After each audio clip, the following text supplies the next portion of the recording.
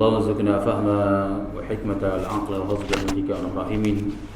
اللهم افتح علينا فتوح العارفين، ارزقنا فهم النبيين والعلماء العاملين، حفظ المرسلين وإمام المتقين برحمتك يا ارحم الراحمين.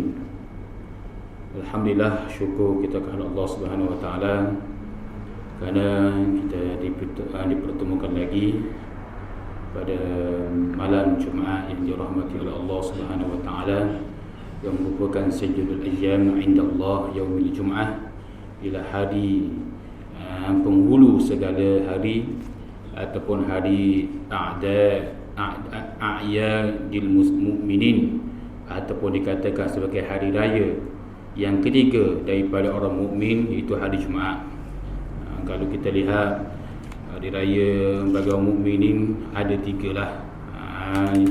Yang masyhur Aidil Fitri, Aidil Adha, ataupun kita kata satu lagi hari raya Jumaat. Jumaat juga dikatakan sebagai hari raya orang mukmin. Alhamdulillah, kita bersyukur pada Allah kerana Allah Subhanahu Wa Taala sentiasa meletakkan kita di dalam rahmatnya, dalam kebaikannya. Qala musannif rahimahullahu taala wa nafa'ana bi 'ulumihi wa 'ulumina fid darain ya rabbal alamin.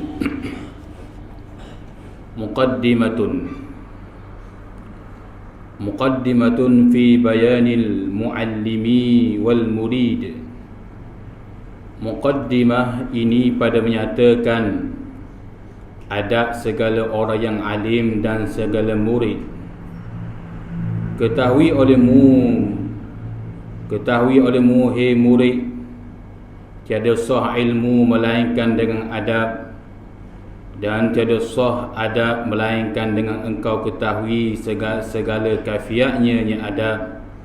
Maka sebab itulah kudahulukan akan adab daripada yang lain. Qala musannif rahimahullahu ta'ala. Jadi tuan yang syekh yang mengarang kitab ini, Syekh Ismail bin Muttalib al-Ashi, yang karang kitab Jam'ul Jawami' al-Musannifat ni, yang mana dia letak dalam kitab ini salah satunya kitab Dawaul Qulub min Uyub, iaitu penyembuh bagi hati dan segala hak yang batin-batin ataupun yang gaib ni. Jadi di akhir kalam dia tu dia kata aku aturkan akan dia satu muqaddimah. Satu muqaddimah dan 3 bab dan satu khatimah. Jadi sebab itulah dimula dengan muqaddimah dulu. Muqaddimatun fi bayanil muallimin wal murid. Ini muqaddimah pada menyatakan adab orang yang alim dan segala muridnya. Dia letak mula-mula dalam kitab ini merupakan adab dengan orang alim dan dengan muridnya. Sebab apa dia letak adab? Dalam kitab-kitab lain banyak disebut tentang adab, kerana kita mengetahui al-adabu fawqal ilm.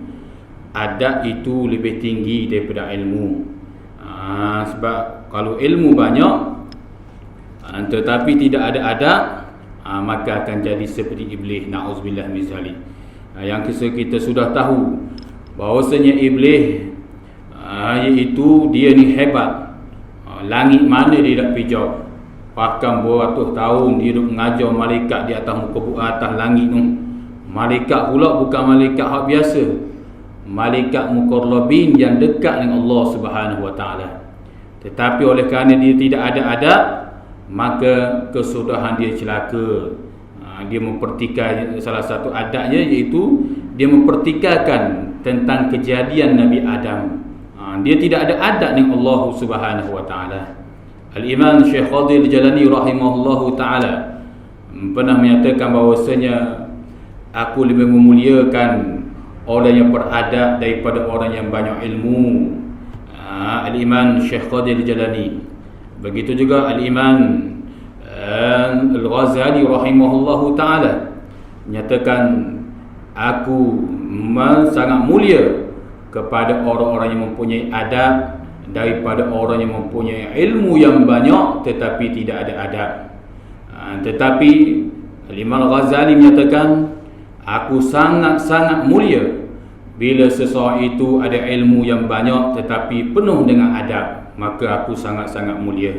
Tetapi kalau ilmu banyak tidak ada adab, maka tak jadi juga, na'udzubillah min zalik. Tetapi kalau ilmu sedikit tetapi penuh dengan adab, maka itulah orang yang mulia. Kerana adab lebih penting. Sebab itulah kalau kita lihat Imam Malik ketika dia nak belajar, sehingga hebat Imam Malik. Dia karang kitab Muwatta al-Imam, Muwatta Imam Malik, hadis-hadis yang banyak, sehingga Al-Imam Asy-Syafi'i rahimahullahu ta'ala pun mempelajari ilmu dengan Imam Malik. Dan hebat Imam Syafi'i, dia dapat menghafal, sudah menghafal hadis-hadis yang dinakal oleh Imam Malik dalam kitab Muwatta Imam Malik. Jadi sebab itulah ketika Imam Malik dia nak pergi belajar, maka ibu dia berpesan kepada dia, hendaklah kamu pelajari adab terlebih dahulu daripada kamu pelajari ilmu. Sebab itulah kalau kita lihat, khususnya saya ingat di pondok-pondok lah, di pondok dulu pun begitu. Sebelum orang tu nak belajar ilmu, dia kena belajar pelita penutup, yang Ustaz Hussein duk mengajar Selasa malam tu. Itu syahadat nak masuk pondok dulu di Pasar Tumbuh, dia kena belajar pelita penutup tu. Kerana di dalam pelita penutup tu dia cerita tentang adab-adab, peranan-peranan ilmu antara murid, antara guru. Banyak lagi dicerita tentang ilmu-ilmu adab ataupun pelita penutup yang menunjukkan merupakan cahaya kepada penutup-penutup ilmu Allah Subhanahu wa taala. Itu hak ulama-ulama Nusantara sekarang, menunjukkan kepada kita para ulama-ulama terdahulu mereka sangat menjaga adab melebihi segala ilmu. Bahkan mereka ini banyak menceritakan al-siratul akhlaq, mengarang kitab sirah wal akhlaq. Dalam masa sama mereka mengarang sejarah-sejarah Nabi SAW, tapi mereka letak lagi al-akhlaq, iaitu ilmu akhlak, ilmu adab. Itu di antaranya, itu yang disebut oleh para ulama kerana ilmu adab ini sangat tinggi. Imam Ghazali menyatakan ilmu adab itu adalah ilmu akhlak. Ilmu akhlak itu adalah ilmu tasawuf. Kalau seseorang itu mempelajari ilmu tasawuf, maka mesti dia mempunyai akhlak, mesti dia mempunyai adab. Kalau dia mengaji ilmu tasawuf saja, ala cakap hebat saja, tapi dia tidak ada adab, tidak ada akhlak, maka perbuatan dia sia-sia. Sebab dia mengetahui ilmu tasawuf bukan ilmu akhlak dan bukan ilmu adab. Itu suatu kesalahan besar dalam orang memahami ilmu-ilmu Allah Subhanahu wa taala. Dia mengaji kitab hikam, dia mengaji begini-begini, hebat begini, tak kira lah apa-apa dengan perbuatan dia, pakaian dan sebagainya, tapi dia tidak ada ilmu adab, tidak ada akhlak, maka orang begini walaupun dia bercakap hebat sekalipun, kalam-kalam dia, tetapi para ulama seperti Al-Imam Syekh Khadir Jalani menyatakan kalamul lara, dia kata perkataan dia adalah lara. Maksudnya menyancailah perkataan dia tu, walaupun dia bercakap hebat dan sebagainya, tetapi kalau dia tidak ada adab dengan orang-orang alim dan sesama manusia, itu yang disebut oleh para ulama, khususnya di antara Imam Ghazali, begitu juga Syekh Qadir, dan begitu juga Syekh Junaid Al-Baghdadi rahimahullahu taala. Jadi sebab itulah di dalam muqaddimah kita ini disebut adab segala orang alim dan segala murid. Ketahui olehmu, hei murid, tiada sah ilmu melainkan dengan adab. Ketahui, kata para ulama, ketahui olehmu tiada sah ilmu itu. Ilmu itu, apa maksud tiada sah? Tidak mendatang keberkatan pada ilmu kamu. Itu maksud tidak sah. Ilmu boleh terima belaka, orang boleh terima belaka, tapi diri ilmu itu tidak mendatangkan keberkatan kepada diri kamu. Kalaulah kamu tidak ada adab, tu ilmu banyak orang pergi dengar sini, ngaji sini, menutup sini, macam-macam, tetapi diri Ilmu tu kita nak dapat keberkatan. Bila seseorang itu mendapat keberkatan daripada ilmu, maka Allah Subhanahu Wa Taala akan beri kebaikan kepada diri dia. Diri dia comel, aslah, macam-macam. Seperti mana Al-Imam Syekh Khalil Al-Imam Ghazali menyatakan, salah satu keberkatan ilmu yang Allah Subhanahu Wa Taala kurniakan kepada seseorang, tidak nanti dia ilmu banyak, bahkan tidak nanti dia ilmu sedikit, dia pertengahan, ialah ketika ilmu yang ada pada diri dia, dia sentiasa nak beramal, dia tahu sedikit nak beramal. Itu tanda ilmu iaitu tanda dia mendapat keberkatan ilmu. Itu dapat keberkatan ilmu akan menjadi aslah lil hayat, akan menjadi aslah kebaikan di dalam kehidupan seseorang. Itu di antaranya. Dan tiada sah adab melainkan dengan engkau ketahui kafiatnya, dan tidak sah juga adab. Jadi nak ada adab, nak ada ilmu adab pada diri kita, melainkan kita kena tahui kaifiatnya. Nak orang panggil macam beginilah, orang dia tahu, dia tengok orang buat nasi dagang, dia nak buat nasi dagang juga. Dia tengok orang jual nasi dagang, dia nak jual nasi dagang juga. Dia tengok orang buat roti canai, dia nak buat roti canai juga. Tapi dia tak tahu keseluruhan tentang kaifiat roti canai tu dan nasi dagang tu macam mana. Dia buatlah.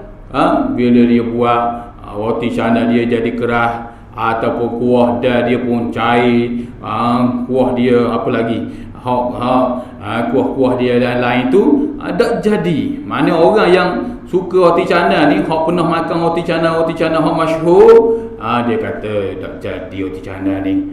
Walaupun tuan dia kata sedap dah dia pandai ni. Sebab apa? Sebab dia tidak mengetahui kafiat sedalam-dalamnya, kafiat roti canai nasi dagang tu.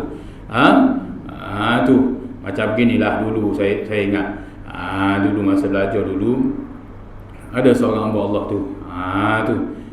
Dia duduk di belakang pondok. Dia orang Kemboja. Dia suka makan orang panggil laksa. Dia suka lah makan laksa ni.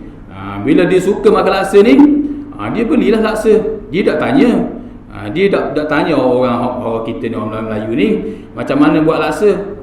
Dia hanya tengok-tengok begitu saja. Nampak ikan berapah dalam kuah tu.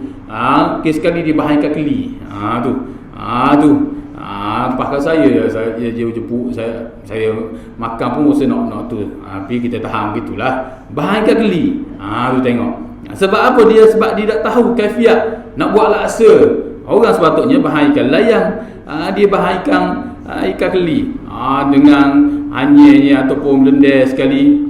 Tu berpunca daripada kaifiat itu. Maka sebab itulah, kalau seseorang itu nak beradab, dia kena tahu kaifiat adab tu. Macam mana adab tu? Nak adab, nak belajar, nak jadikan diri dia tu adab, tapi dia tidak tahu kaifiat adab. Sebab itulah kata, maka sebab itulah ku dahulukan adab yang daripada yang lain. Maka sebab itulah pengarang kitab ni kata, sebab itulah aku dahulukan, aku mula kitab ini ni adab daripada yang lain. Tu dia sebut. Itu yang dikarang oleh ulama dalam kitab ini. Faslun adabul ilm. Fasal ini pada menyatakan adab orang alim. Dia mula-mula nak cerita adab orang alim. Bawah tu dia cerita muta'alim pula, adab penuntut ilmu pula. Orang yang belajar kena ada adab juga. Orang yang mengajar kena adab juga. Orang alim kena ada adab juga. Mula-mula dia mula dengan adab orang alim. Qala musannif rahimahullahu taala, bermula ada orang yang alim 17 perkara. Dia kata ada orang alim iaitu mesti dia 7 perkara. Mesti dia cukup adab ini ni. Tu kalau dia tidak ada adab ini, tidak sah dia jadi orang alim, tidak sah dia jadi ustaz dan sebagainya. Dia kena ada adab. Ni 7 perkara ni. Mana? Pertama, ihtimal. Ihtimal yakni menanggung. Yakni menanggung suatu yang didatang muridnya daripada pertanyaan dan pekerjaan yang menyusahkan dia kan orang alim. Pertama, orang alim ni dia kena ada sifat ihtimal. Ihtimal ni menanggung. Menanggung apa? Suatu yang datang daripada murid dia. Dia tak boleh nak marah cepat. Murid dia tanya soalan, tanya begini, dia kena jawab. Tu kalau dia tak tahu, khabar tak tahu, saya tak pandai, tak tahu hak begini. Jangan mereka-rekakan ataupun nak marah pula. Orang tanya, dia nak marah. Bahkan dia kata jangan banyak bertanya, kurang iman. Dia guna pula hadis berkaitan dengan hak tu. Tak boleh. Maksudnya ihtimam iaitu dia kena menanggung sesuatu yang datang daripada murid dia. Murid dia tanya, dia kena jawab. Dan pekerjaan yang menyusahkan dia, pekerjaan yang menyusahkan orang lain, maka dia kena menanggung. Ini ihtimam, salah satu adab orang alim. Kedua, linuzumil hilmi, yakni jangan lekas marah. Maknanya jangan cepat marah. Orang alim ni dia jangan cepat marah. Itu ciri orang alim. Dia jangan cepat marah. Dia kena banyak bersabar dulu. Itu di antara disebut oleh para ulama. Ketiga, duduk dengan kelakuan yang haibah serta menundukkan kepalanya. Jadi adab yang ketiga bagi orang alim ni, kelakuan dia tu kena tunjuk haibah, bukan untuk bangga besar diri, serta menundukkan kepala dia. Kepala tu kalau boleh menunduk, maksudnya jangan menunduk sampai langgar tiang api dan sebagainya. Maksudnya pandangan dia tu, itu kelakuan haibah bagi orang alim. Bukan kelakuan dia hal keadaan tak jaga. Itu di antaranya. Keempat, meninggalkan takabur. Orang alim, orang yang mempunyai ilmu, kena meninggalkan sifat takabur, sifat sombong. Tak boleh. Ada sifat sombong orang alim ni. Dia sentiasa kena ada sifat merendah diri. Kelima, merendahkan diri. Kelima, bagi orang yang menuntut ilmu ni, bagi orang yang alim ni, dia kena merendah diri. Kena rendah diri, kena tawaduk. Jangan tunjuk hebat dan sebagainya. Kena tawaduk diri kita tu sesama Islam, sesama Muslim, berkeras, bertegas dengan orang-orang kufar. Dengan orang Islam kena tawaduk, merendah diri ni. Itu sifat orang alim, kena merendah diri. Tapi tengok keadaan lah. Tengok pula kalau orang tu macam mana. Kalau nampak orang tu nak mempermainkan agama Allah, tak boleh tawaduk, tak boleh rendah diri, buat biarlah. Tak boleh. Nampak dia nak mempermainkan agama Allah, mempersendakan agama Allah, orang alim kena tegah. Tak boleh. Tak apalah, biar ke dia lah. Tak boleh. Kena menyatakan kebenaran, tetap suatu kebenaran. Tak boleh biar begitu saja. Ini perlu ada. Tapi bagi orang alim, dia kena rasa diri dia tak cukup semua dengan ilmu. Walaupun dia banyak ilmu, dia sekena ada pada diri dia tak cukup. Jangan buat tunjuk pandai semua depan orang. Tu mentang-mentang dia orang pandai, mentang-mentang dia ni orang alim ataupun dia ustaz dan sebagainya, dia tunjuk pandai semua pada orang. Tak boleh. Itu bukan ciri orang alim. Dan keenam, jangan bermain-main dan bersenda-senda. Orang alim ni jangan dia bermain-main dan bersenda-senda. Itu mana halaqah ilm, di dalam halaqah ilmu. Tetapi juga di bahan al-Imam Al-Qushayri rahimahullahu taala, tetapi kalau bermain-main bersenda-senda, maksudnya bergurau-gurau kerana nak menyukakan murid dia, maka itu tak ada masalah. Saya ingat Tuan Guru Haji Rahim yang mengajar kitab ni. Saya ingat waktu mengajar, memang dia tegah. Kalau orang bising cakap di belakang, dia panggil. Ni mari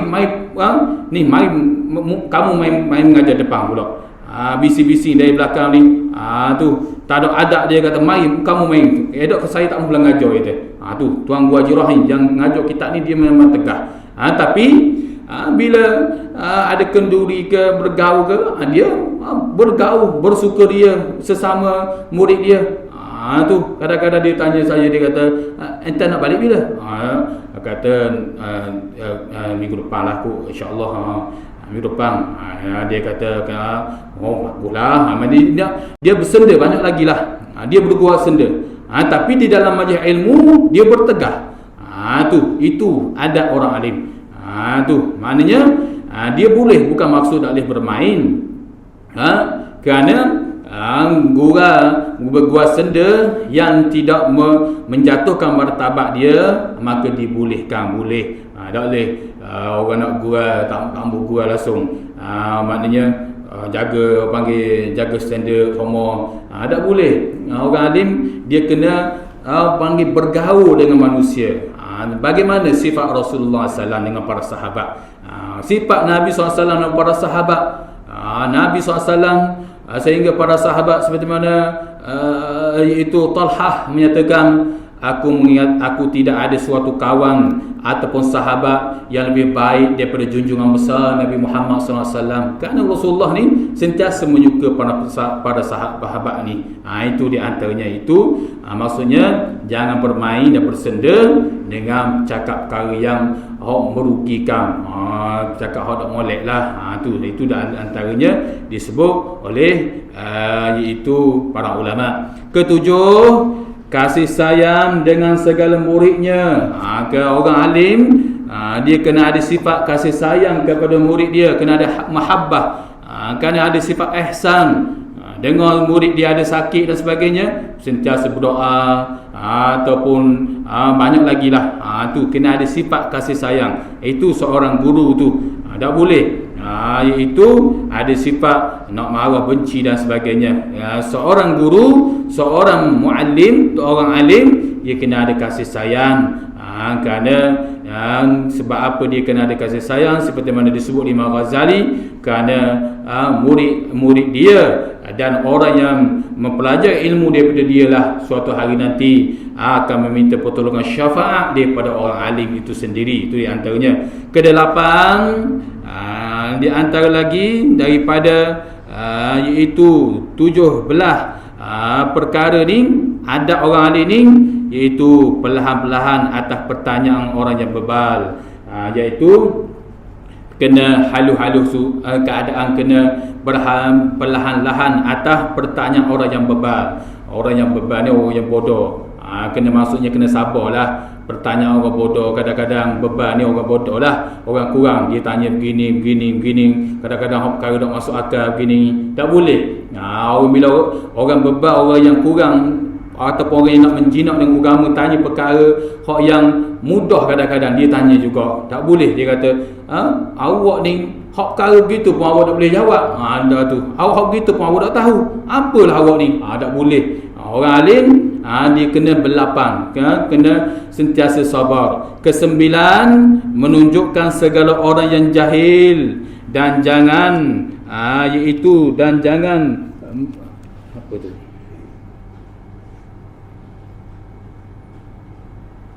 Dan jangan mengkecewakan. Topik saya daripada Tuan Guru Haji Rahim itu, jangan mengkecewakan orang yang baru nak belajar. Tak boleh. Orang alim, orang yang belajar ilmu tu, orang alim, sifat dia alim, adab, dia mestilah menunjukkan segala orang yang jahil. Tunjuk aja orang jahil baru nak belajar tu, tunjuk. Dan jangan mengkecewakan orang yang baru nak belajar. Jangan orang baru nak pandai, nak memahami agama, kita buat orang panggil tamu, tunjuk jalan pada dia, bahkan mengecewakan dia, bahkan kata pula iaitu awak ni lewat dah, awak mengaji sebenarnya tak boleh dah, tak boleh dah awak begini. Maksudnya sepatutnya dia menggembirakan, buat suka kepada orang yang baru nak belajar, murid dia baru nak belajar. Alhamdulillah, syukur kepada Allah. Gembirakan murid dia tu. Ke-10, jangan malu mengata tiada aku tahu jika tiada mengetahui pada suatu masalah ataupun syak padanya, seperti ditanya Nabi SAW daripada negeri yang terlebih jahat, maka katanya tiada aku tahu. Jadi orang alim ni jangan dia rasa malu, jangan dia rasa malu nak mengatakan aku tidak tahu. Ni kadang-kadang dia kona juga, dia tak tahu. Dia tahu masalah tu, dia kona juga, dia kata begini kona takut kalau tak jawab kan takut jatuh standard, ataupun dia jatuh aku ni orang alim, aku ni ustaz ni, kalau aku tak jawab komang apa ni. Jangan rasa komang ke rasa apa-apa, rasa malu. Katakanlah kalau kita tak tahu, saya tak tahu ni. Kabur gitu lalu.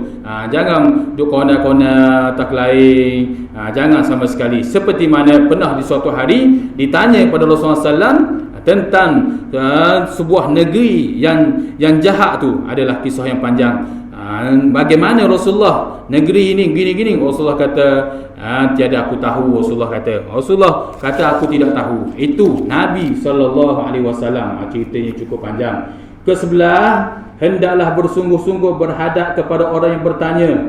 Kalau orang tanya kita pada soalan, pada orang yang alim, kalau orang ada murid dia tanya tentang soalan, tanya, raikan dia apa dia nak tanya apa.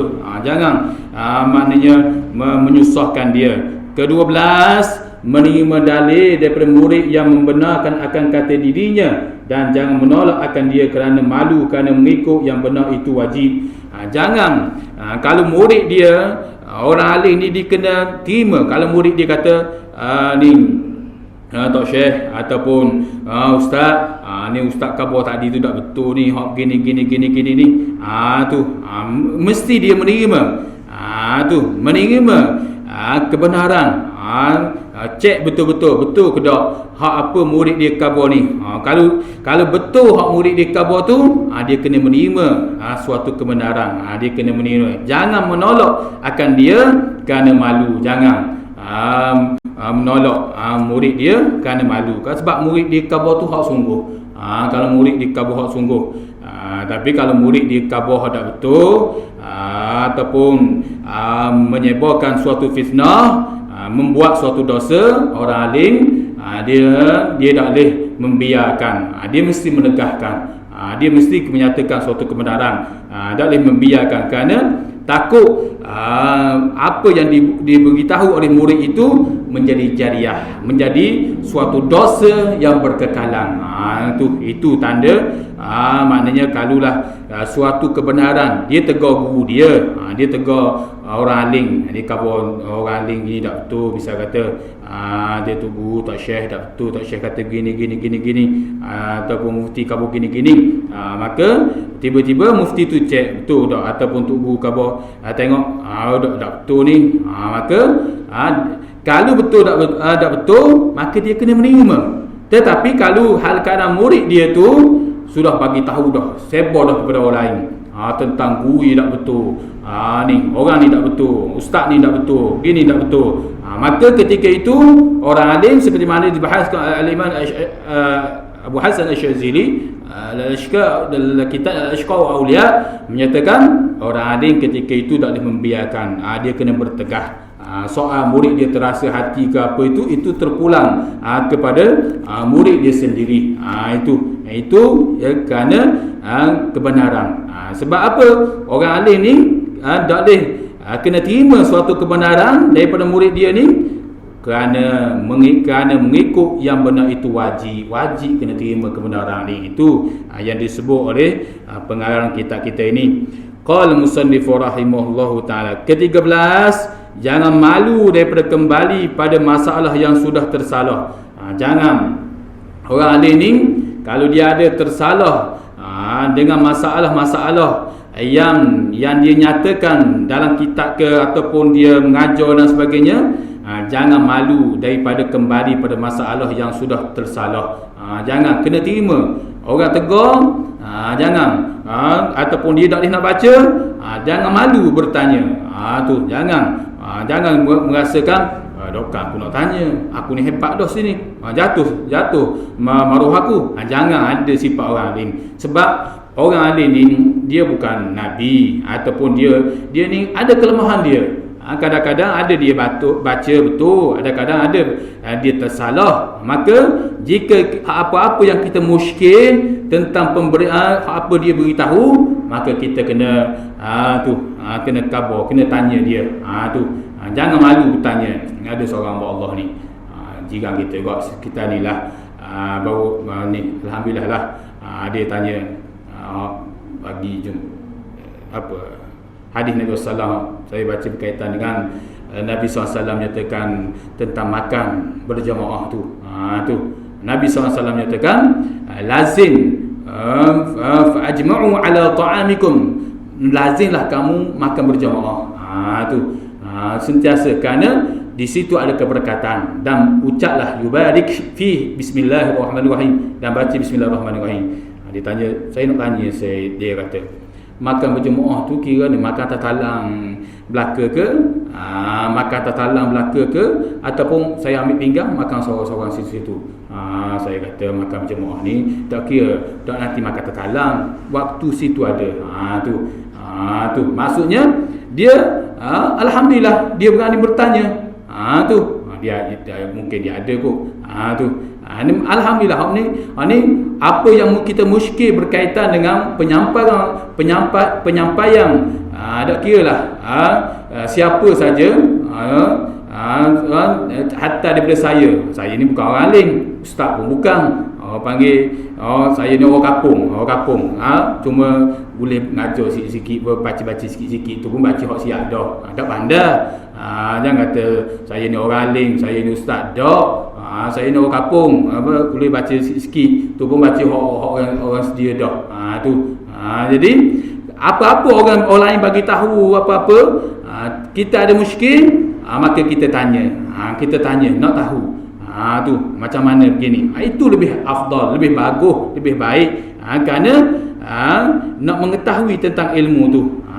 Takut apa yang diberitahu sesiapa saja di kalangan orang alim, tutup guru ke tok syekh ke, atau takut dia tersalah.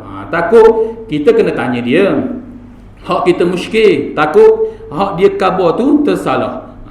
Tu macam saya duk baca, tahu bagi tahu sikit-sikit. Hak saya baca, saya bukan ngajar baca, betul-betul baca kepada jemaah kita ni. Kalau saya ada baca ni, sikit salah, ada salah silap, tanya macam mana begini, tu macam mana bacaan begini, macam mana hukum gini, hak ustaz khabar tadi ni, macam mana gini. Itu lebih afdal.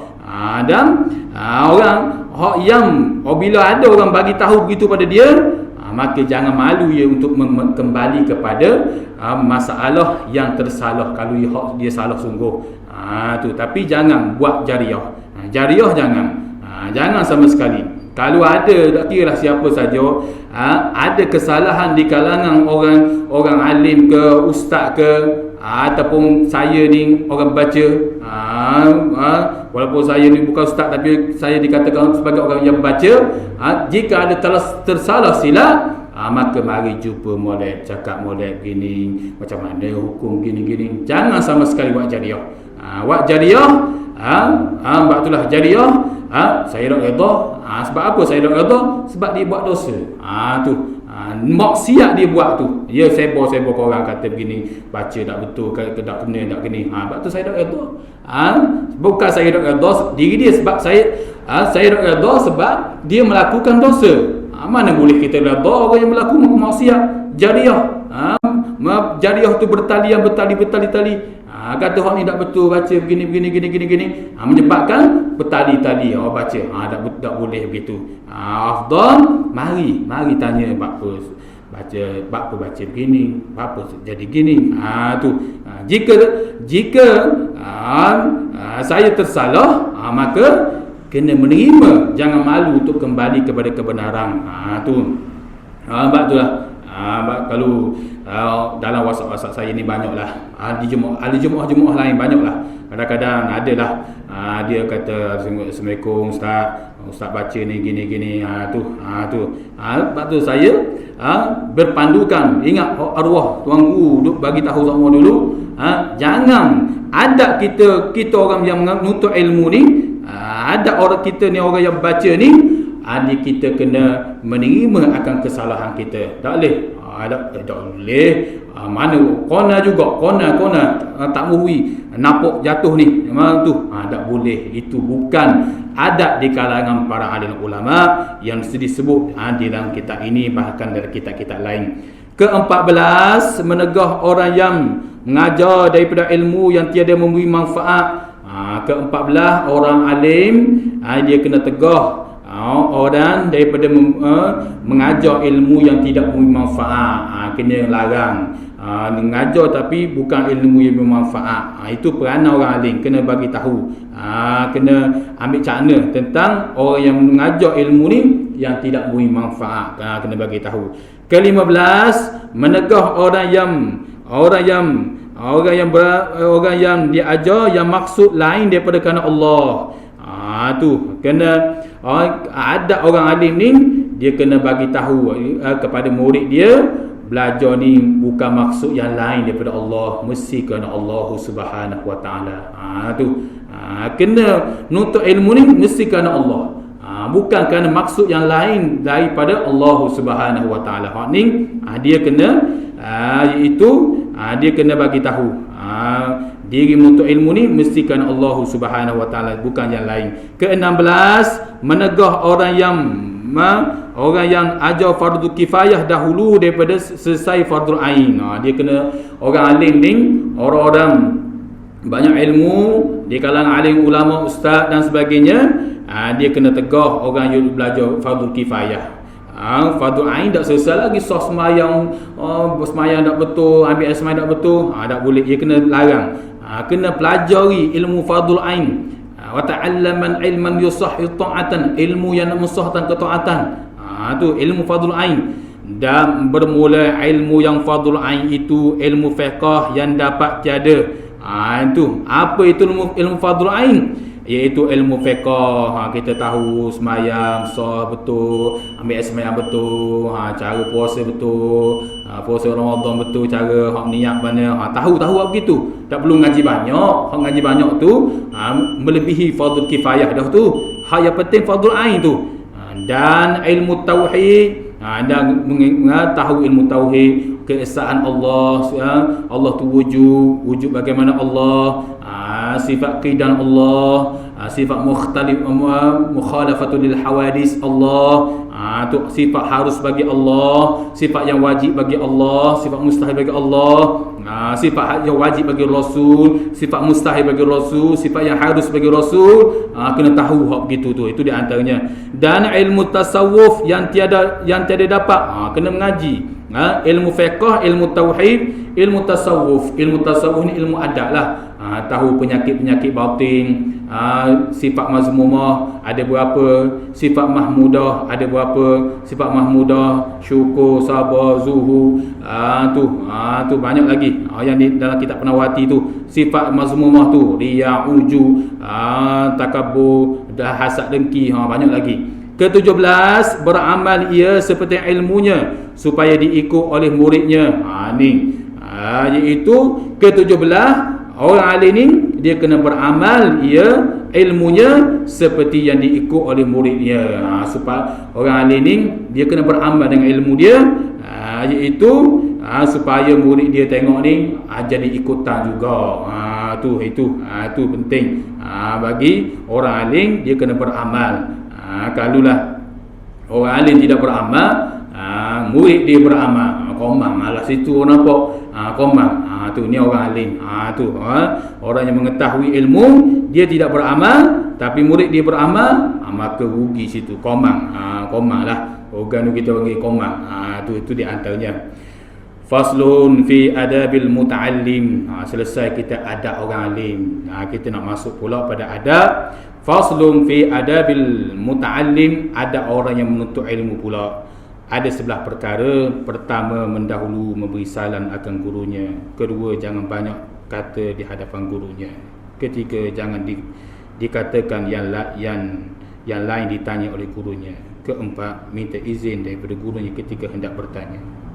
Kelima, jangan dikatakan akan gurunya melainkan si fulan itu bersalahan. Kita berhenti dulu sini. Kita akan masuk pula pada adab orang yang menuntut ilmu pula. Kena ada adab juga orang yang menuntut ilmu, seperti mana akan disebut di belakang ni. Jadi kita tangguh dulu kita sebulan. Kita akan menyambut bulan Ramadan. Jadi insya-Allah umur kita panjang, kita akan sambung balik kita ini, khususnya bab orang yang menuntut ilmu ini, adab pelajar, adab murid pula. InsyaAllah umur kita panjang, kita akan sambung balik selepas daripada bulan Ramadan nanti insyaAllah. Jadi saya rasa sekadar ini dulu. Mudah-mudahan apa yang kita dengar pada malam ini, mudah-mudahan jadi manfaat kepada kita semua. Mudah-mudahan Allah SWT sentiasa merahmati kita dan sentiasa memberi kekuatan kita dalam mengerjakan ibadah kepada Allah SWT. Jadi saya rasa sekadar ini dulu. Wallahu a'lam. Auzubillahi minasyaitonir rajim. Bismillahirrahmanirrahim. Ya Rabbana lakal hamdu kama yanbaghi li jalali wajhika al-'azim fi sultanik. اللهم صل على سيدنا محمد وعلى سيدنا اللهم أغننا بالعلم وزينا بالحلم وأكرمنا بالتقوى وجمنا بالعافية. ربنا آتنا في الدنيا حسنة وفي الآخرة حسنة وقنا عذاب النار. وصلى الله على سيدنا محمد وعلى آله وصحبه وسلم والحمد لله رب العالمين. السلام عليكم ورحمة الله تعالى وبركاته.